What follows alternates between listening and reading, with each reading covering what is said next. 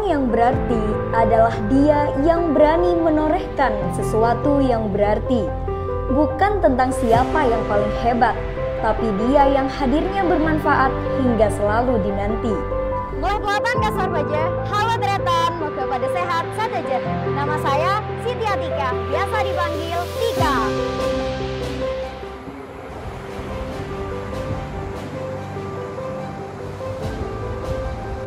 Lahir di Pulau Madura yang dikenal dengan Pulau Garam. Falsafah Madura, asapo angin, akental ombe, apa jung sejede. Ketekunan dan keuletan masyarakat Madura untuk bekerja mencari nafkah dan tak lupa kepada Tuhannya untuk berdoa.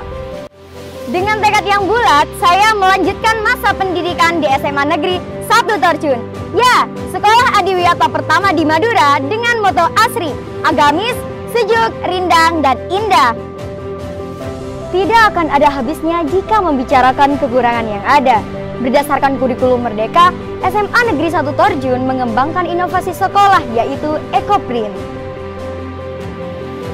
Hal ini berdasarkan aset yang ada di lingkungan sekolah dan lingkungan sekitar siswa, seperti pepohonan, tanaman, dan juga aset fisik seperti ruang lab, perpustakaan, taman belajar, dan ruang EcoPrint, serta aset finansial yaitu koperasi, kantin, dan kebetulan SMA Negeri 1 Torjun berlokasi dekat dengan pasar.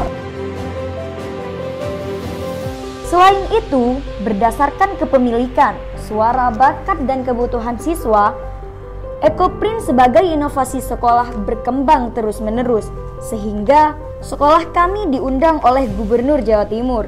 Tak hanya itu, kami juga mengebaskannya kepada sekolah lain, seperti SMA Taruna Madani, Persit Pamekasan, dan Dharma Wanita Kabupaten Sampang. Siswa-siswa SMA Negeri 1 Torjun juga mengimbaskan EcoPrint ini kepada masyarakat.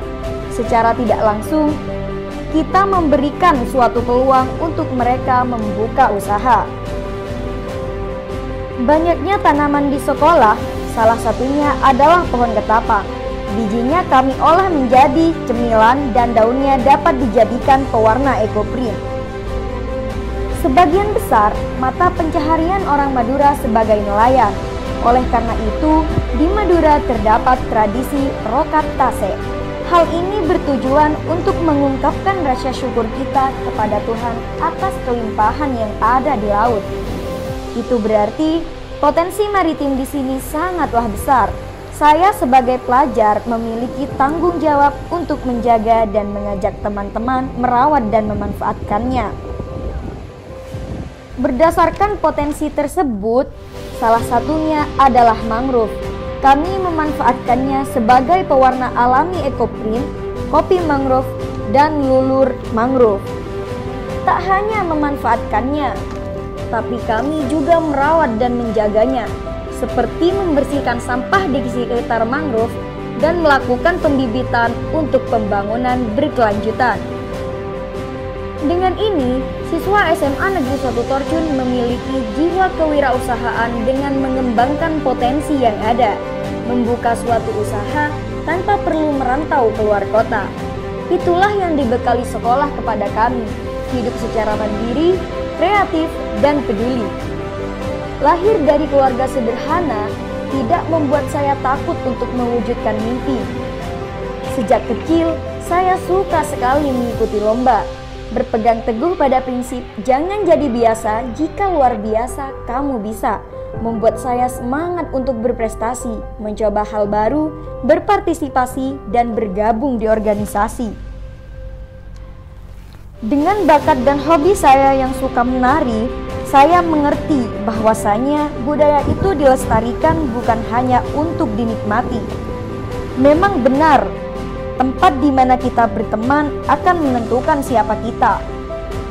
Menjadi anggota OSIS SMA Negeri 1 Torjun, saya mempelajari banyak hal, menghargai pendapat, menampung aspirasi, membuat program kerja, dan melatih diri untuk disiplin. Semapor Papkers.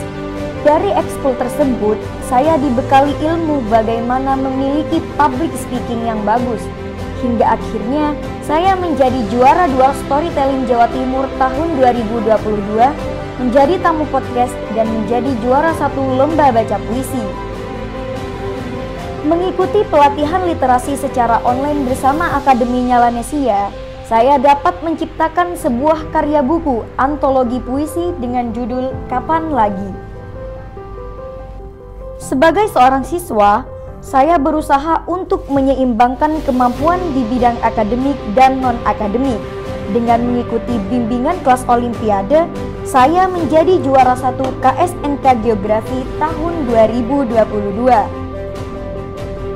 Tengah sibuknya menjadi anak organisasi, saya berusaha untuk aktif mengikuti pembelajaran di kelas, ikut berdiskusi, menjawab pertanyaan, dan mengerjakan tugas.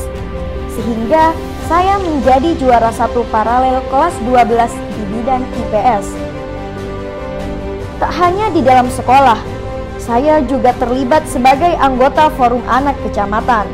Dengan umur saya yang masih usia anak, tak malu untuk berteman dengan anak SD dan SMP, mengaji bersama mereka, belajar hadrah, dan juga bermain bersama. Belajar dari segala perbedaan membuat saya mengerti arti hidup sebenarnya. Berteman dengan teman sebaya, dengan anak organisasi, bahkan berteman dengan yang lebih tua dan juga yang lebih muda, membuat saya merasa sangat beruntung. Kita tidak bisa memaksa diri untuk menjadi orang lain, tapi harus paksa diri kita agar orang lain ingin menjadi kita.